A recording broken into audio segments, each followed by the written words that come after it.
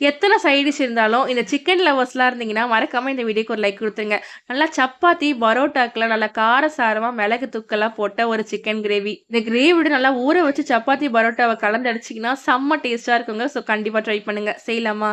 1/2 KG சிக்கன்ல ஒரு 1/2 cup போல தயிர் சேர்த்துக்கலாம். கொஞ்சமா மஞ்சள்தூள், இஞ்சி பூண்டு பேஸ்ட்டு, உப்பு போட்டு நல்லா கலந்து விட்டு மேரினேட் பண்ணி அப்படியே ஓரமா வச்சுக்கோங்க.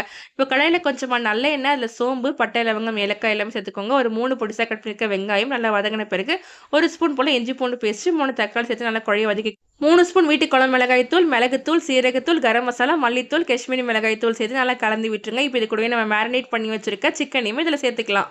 நல்லா தயிர் இந்த மசாலாவோடலாம் இந்த சிக்கன் நல்லா கலந்து விடும்போது, சிக்கன் நல்லா சாஃப்ட்டா ஊறி சாப்பிடும்போது ரொம்பவே ஜூஸியா சூப்பரா இருக்கும். ஒரு 1/2 கிளாஸ் போல தண்ணி சேர்த்து நல்லா எண்ணெய் பிரிஞ்சு இந்த அளவுக்கு கொதி வரும்போது, கொஞ்சமா கொத்தமல்லி தழை, கருவேப்பில போட்டு இறக்குனீங்கன்னா, ஒரு சூப்பரான சிக்கன் கிரேவி ரெடி. ஸோ கண்டிப்பா ட்ரை பண்ணி பாருங்க. இந்த மாரி ரெசிபி வீடியோஸ் பார்க்க நம்ம சேனலையும் சப்ஸ்கிரைப் பண்ணிக்கோங்க. நாளைக்கு ஒரு ரெசிபில பார்க்கலாம். டாடா.